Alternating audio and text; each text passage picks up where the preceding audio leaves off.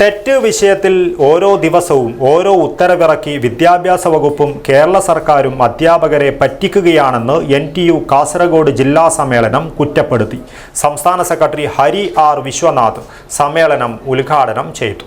കേരളത്തിലെ ഏറ്റവും വലിയ ടൈൽസ് ആൻഡ് സാനിറ്ററി വെയർ വിൽപ്പനക്കാരായ ABC group, ABC sales corporation, BC road, Kasaragod.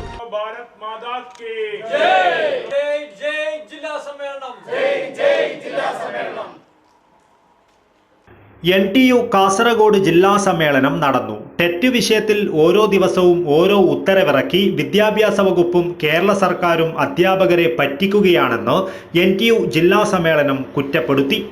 പലതരത്തിലുള്ള ഇളവ് നൽകി അധ്യാപകരെ കുരുക്കിൽപ്പെടുത്തിയിട്ട് 2025 സെപ്റ്റംബർ 1 സുപ്രീം കോടതി വിധി വന്നപ്പോൾ മുൻപ് നൽകിയ ഇളവുകളെല്ലാം മറച്ചുവെച്ചുകൊണ്ട് അധ്യാപകരെ മുഴുവൻ വഞ്ചിക്കുന്ന ഉത്തരവുകളാണ് ഗവൺമെന്റ് ഓരോ ദിവസവും പുറത്തിറക്കുന്നതെന്നും സമ്മേളനം കുറ്റപ്പെടുത്തി.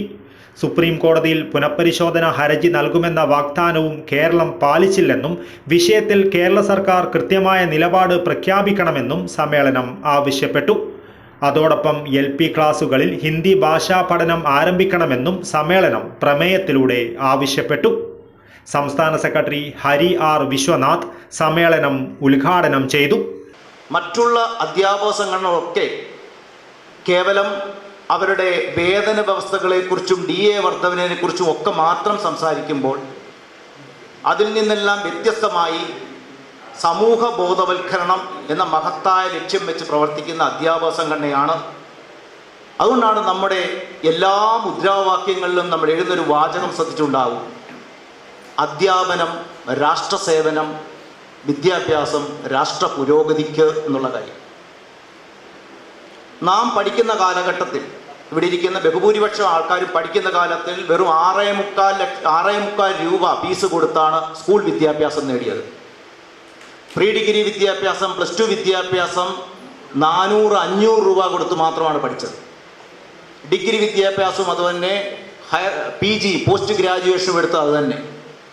അപ്പം നമ്മെ പഠിപ്പിച്ചത് ആര്?